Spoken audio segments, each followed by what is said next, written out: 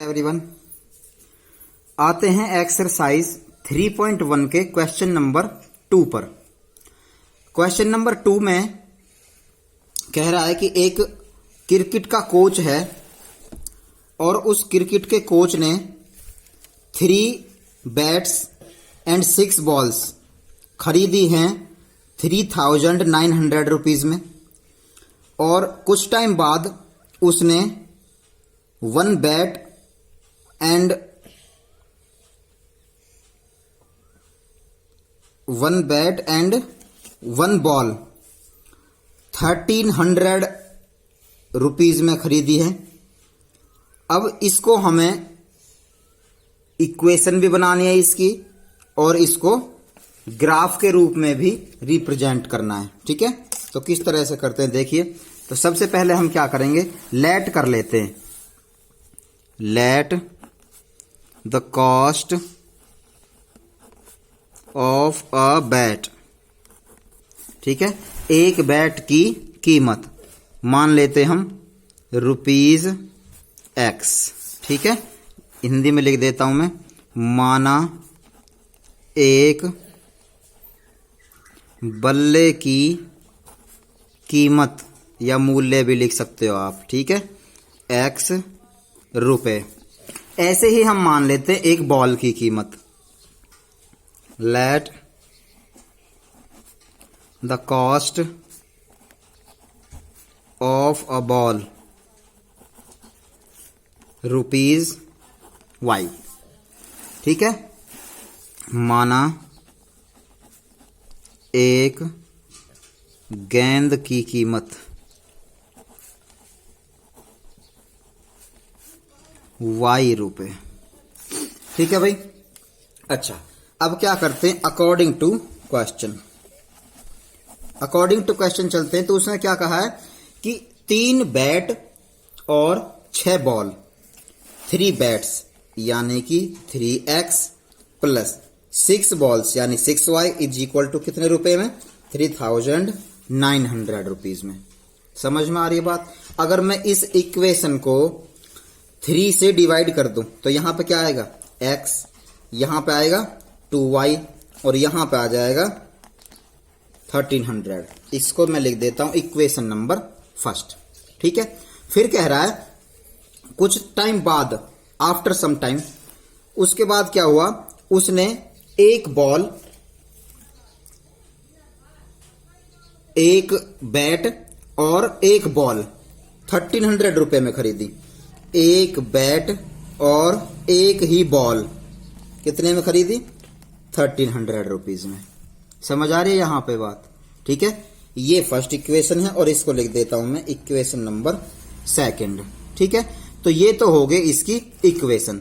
अब बनाते हैं हम इसका ग्राफ।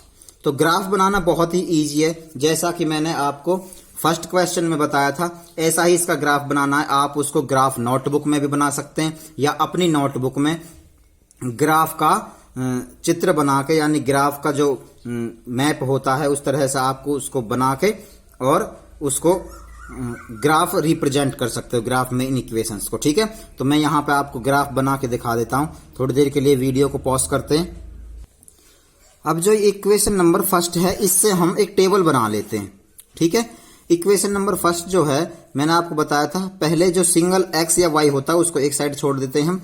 तो 2Y को मैं ले जाऊंगा इधर, तो यहां पे हम लिख देते हैं X, और 2Y को, जब ये वाली 2Y है इसको मैं इधर लेके जाऊंगा तो यहां 1,300 तो ऑलरेडी है, माइनस का हो जाएगा 2Y। समझ में आ रही है बात, ये हो जाएगा। अब इसका एक बॉक्स बना के हम इससे मैं वैल्यू पुट कर देते हैं। ठीक है, यहां पे बना लेंगे हम एक बॉक्स जहां पे हम X और Y की वैल्यू लिखते हैं।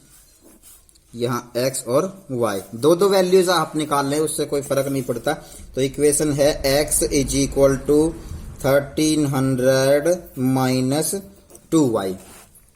तो Y की वैल्यू कुछ रख देते हैं हम, मान लेते हैं, लेट कर लेता हूं मैं, Y इज इक्वल टू 600। ठीक है, Y की जगह पे मैं क्या लिख देता हूं, 600 लिख देता हूं। तो क्या हो जाएगा, X is equal to 1,300 minus 2 into Y की जगह क्या लिया मैंने, 600। तो क्या हो जाएगा 1300 माइनस 2 6 जा 12 1200, 1300 में से 1200 जाएगा तो आ जाएगा 100। ठीक है, इसी तरह से एक बार और रख लेते हैं। अब की बार क्या रख लेते हैं, let y is equal to 500 लिख लेते हैं। ठीक है, तो y इज इक्वल टू 500 लिखेंगे तो क्या आएगा, x is equal to 1300 minus 2 into 500 हो जाएगा y की वैल्यू, है ना।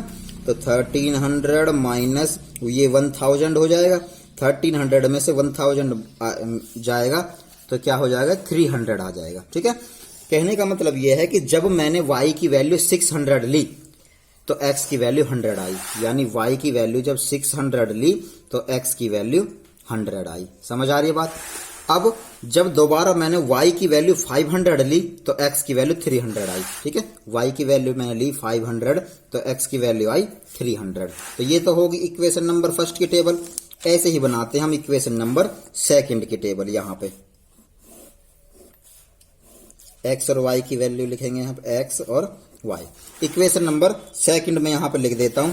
इक्वेशन नंबर सेकंड है x plus y is equal to 1300। ठीक है, सिंगल x रख लो यहाँ पे या सिंगल y रख लो, दोनों ही सिंगल हैं, एक को उधर ले जाते हैं। x रख लेते हैं सिंगल यहाँ पे, y उधर जाके माइनस का हो जाएगा। समझ में आ रही है बात।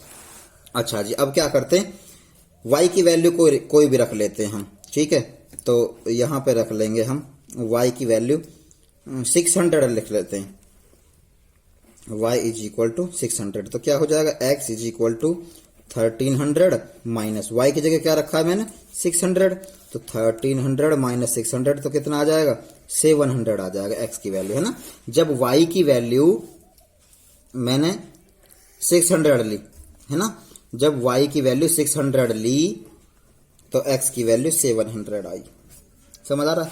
अच्छा जी, फिर रख लेते हैं let y is equal to, अब की बार 700 रख लेते हैं y की वैल्यू। ठीक है, 700 रखेंगे तो x is equal to 1300 minus y, और y की वैल्यू मैंने कितनी रखी है, y की वैल्यू रखी है मैंने 700। तो अब की बार कितना आ जाएगा, 600। यानी y की वैल्यू जब 700 रखी तो x की वैल्यू 600, y की वैल्यू 700, x की वैल्यू 600। समझ आ रही है बात।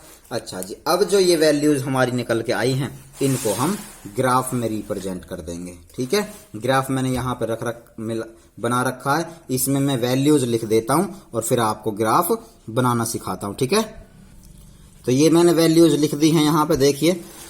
अब फर्स्ट इक्वेशन से हम लेते हैं, फर्स्ट इक्वेशन वाली ये टेबल बना रखी है मैंने। x की वैल्यू 100 है, y की वैल्यू 600 है। ठीक है, तो x की वैल्यू 100 और y की वैल्यू 600, तो x की वैल्यू 100 के सीध में चलेंगे और यहाँ पे y की वैल्यू 600 के सीध में चलेंगे, तो वैल्यू पॉइंट हमारा कुछ यहाँ पे आ जाएगा। ठीक है, यहाँ पॉइंट आ गया। ठीक है, ये कौन से कोऑर्डिनेट्स का पॉइंट आया है, ये पॉइंट आया हमारा 100 और 600 का पॉइंट, ये रहा। ठीक है, अच्छा जी, फिर है x की 300 y की 500, x की 300 y की 500, यानी कि इस x की 300 के बगल सीध में चलेंगे और इसके 500 की सीध में चलेंगे, तो वेल पॉइंट हमारा कुछ यहां आ जाएगा। ठीक है, तो ये हो गया हमारा 300 500 वाला पॉइंट, 300 500 वाला पॉइंट। ठीक है, तो ये तो था हमारा इक्वेशन नंबर फर्स्ट से जो पॉइंट थे। अब इनको हम मिला देते हैं। ठीक है, तो स्केल से मैं इनको दोनों को मिला देता हूं। ये दोनों पॉइंट्स पे मैंने ऐसे स्केल रखा, ठीक है, और यहां से मैंने ये लाइन खींच दी ये वाली। ठीक है, अच्छा जी, अब आते हैं दूसरे इक्वेशन के पॉइंट्स पे। दूसरी इक्वेशन में x की 700 y की 600, तो x की 700 y की 600, तो कुछ यहाँ पे हमारा ये पॉइंट आ जाएगा कुछ इस तरह से, यहाँ ये पॉइंट आ जाएगा, ये आ गया। ठीक है, तो ये पॉइंट जो कोऑर्डिनेट हैं इसके कोऑर्डिनेट हैं 700 और 600। ठीक है, अच्छा जी, अब दूसरा पॉइंट देखेंगे, दूसरे कोऑर्डिनेट्स x के 600 y के 700, तो x के 600 y के 700, तो इसका जो पॉइंट आ जाएगा कुछ यहाँ पे, मैं इसको ले लेता हूँ, यहाँ पॉइंट आ जाएगा ये। ठीक है, ये पॉइंट यहाँ पे आ गया हमारा। अब क्या करेंगे, इन दोनों पॉइंट्स को लेके, इस पॉइंट के कोऑर्डिनेट्स कितने हैं, इस पॉइंट के कोऑर्डिनेट्स में लिख देता हूं यहाँ पे 600 700। ठीक है, 600 और 700 ये कोऑर्डिनेट्स। बस अब इन दोनों को हम ऐसे करके मिला देते हैं। दोनों कोऑर्डिनेट्स पे हम ऐसे स्केल रखेंगे और दोनों को कुछ इस तरह से मिला देंगे। ठीक है, तो आगे जाके ये दोनों जो लाइन हैं ये दोनों एक दूसरे को इंटरसेक्ट करेंगी। अब यहाँ पे हमारे पास पेज अवेलेबल नहीं है इसलिए, नहीं तो इन लाइनों को जब हम आगे खींचते हैं तो ये दोनों इंटरसेक्ट होती हैं। ठीक है, तो ये था हमारा क्वेश्चन नंबर 2 एक्सरसाइज 3.1 का। ठीक है।